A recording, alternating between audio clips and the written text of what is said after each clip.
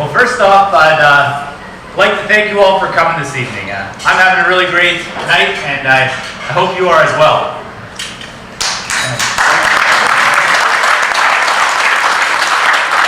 Before I get started, I just want to introduce someone in the crowd tonight, someone that I'm supporting, and that's Terry's Sinklinka here. Terry, you want to stand up for a second?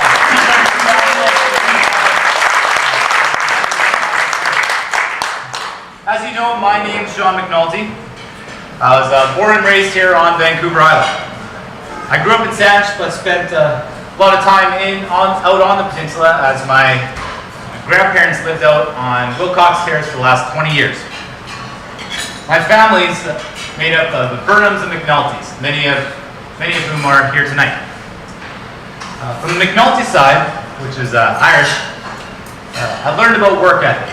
I come from a long line of guys that know what a work day is all about. My grandpa, uncle, and dad started Five Star Paving in 1981 and built it up to the impressive company it is today. I started out working with my grandpa, then later with my uncle on the paving crews, and now I'm in the office with my dad. And like I said, these gentlemen taught me a lot about what it means to put your all into something. From the Burnham side, which is English, I learned about the creative side of life. My grandpa had a number of professions, I believe over 100, and he told me all about what you don't want to do with your life, so he saved me a lot of trial and error.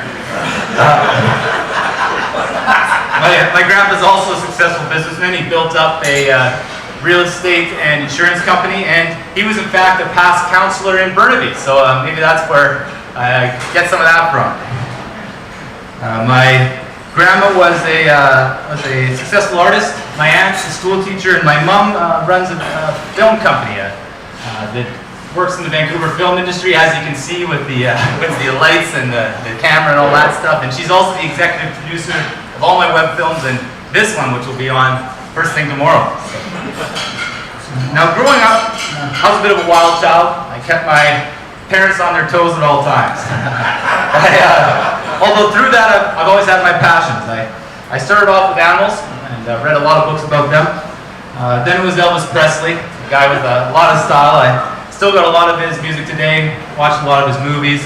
I loved seeing him on the Ed Sullivan Show doing his thing with the hips there. I mean, the classic guy. Football was my next passion. I played quarterback for the team, I think it was I don't recall the name of it now, but I played quarterback. Was really into the strategy side of the game. Read a lot of John Madden books. And I still love the game today. Still, I'm actually missing a lot of these Sunday NFL games with all this door knocking I've been doing. So I'm looking forward to getting back to those. After that, I moved on to a lot of the fun stuff, which was partying and girls. And, that was something I was actually pretty good at for a bit there. I got a lot of stories from those days, but I'll save those for about another 11 more days here, and then we can talk about those. I'm now into business and politics. Business is something I've always been interested in, especially growing up in a family business. I used to play all the tycoon games, kicked everyone's butt at Monopoly, and had a lot of entrepreneurial schemes dating back to the 8th grade.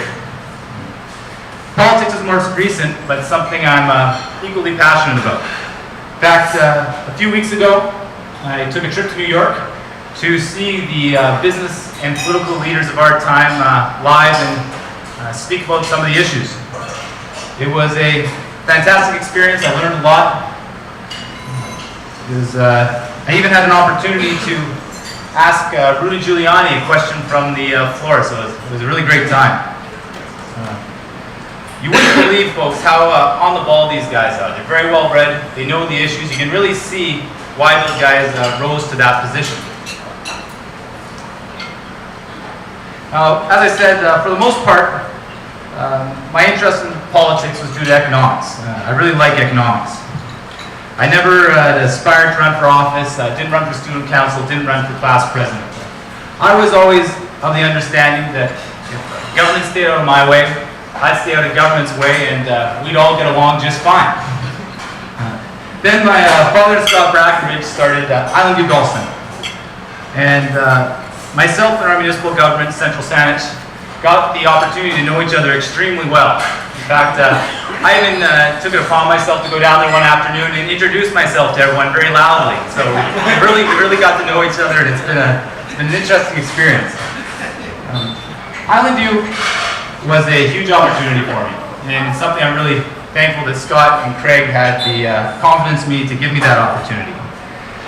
At the helm Island View, it's where I fine-tuned my operations, or how I operate, put together a winning team, learned to pay attention to the details, and I'm really proud of the results we've had there. I've had the same staff here now for about 4 years. I enjoy their support. They're in fact sitting right here, and I'm really proud of the obstacles we've overcome there and the business we operate there today. Now, Island View was a big catalyst in my involvement in municipal politics. There's no question that if it wasn't for Island View, I wouldn't be standing here before you today. But it's just as true that I'm not standing here before you today because of Island View. I'm here before you today because I saw an operation and I knew it could be done better. Now in business, you start up another company and you compete with them in the marketplace. In politics, you put your name forward and you tell people where you think we should be going. In both systems, the masses decide business with their money, politics with their vote. Now my vision for Central Saanich, when I look at Central Saanich, I see a unique and fantastic place to live. We got ocean on both sides, rolling hills, farm markets, 2 village centers, picturesque suburbs, Keating Industrial Park, Butchart Gardens, the list goes on and on and on. The big question of this election is, where do we go from here? Now there's some that are saying we should bunker down and stay exactly as we are. This is an extremely narrow vision, and not to mention, in my mind, violates individual property rights. But the fact is, time goes on. Buildings wear down, things require rejuvenation. It's part of life. Take a look at nature around us. It's constantly changing, constantly renewing itself, constantly adapting itself. Stagnation is not desirable, and it's definitely not an accomplishment.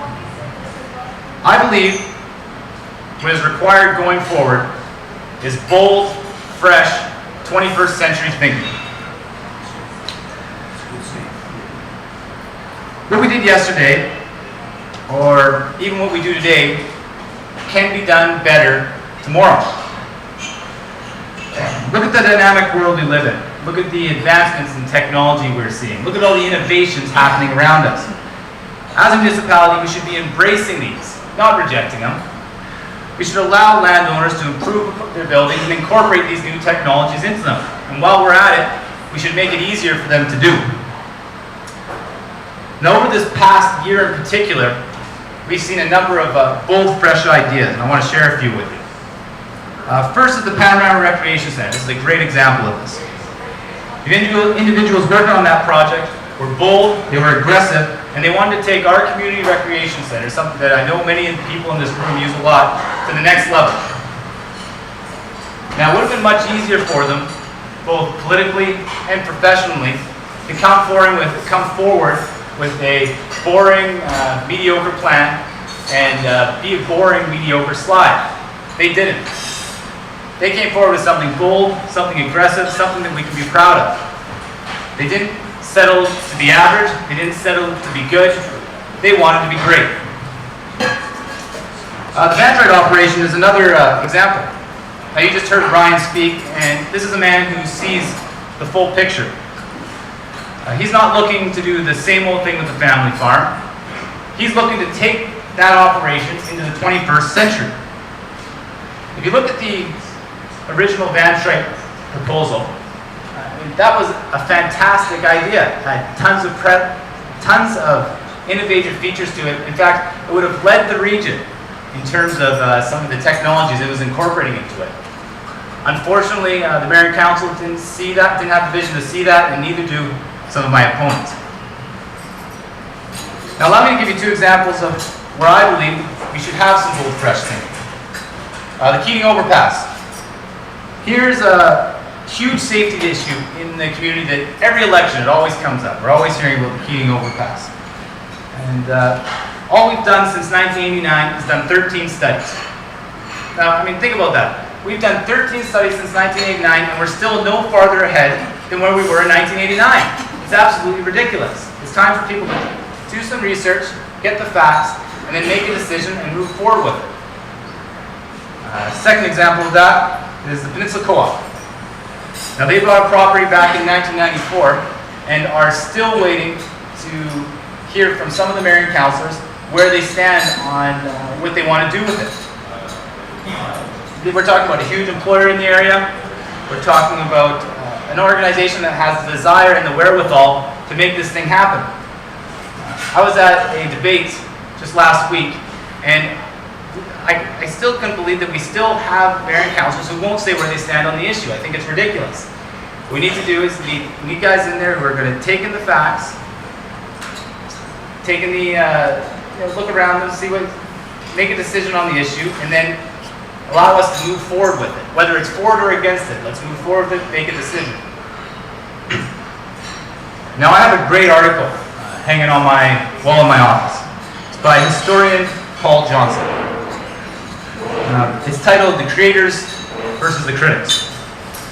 In it, he outlines the philosophical battle that's been going on from the beginning of time between the creative and inventive individuals in our society and the destructive and critical ones. In regards to government's role in this battle, he finishes his piece with this great quote. "Left to themselves, the creative forces of society will always deliver.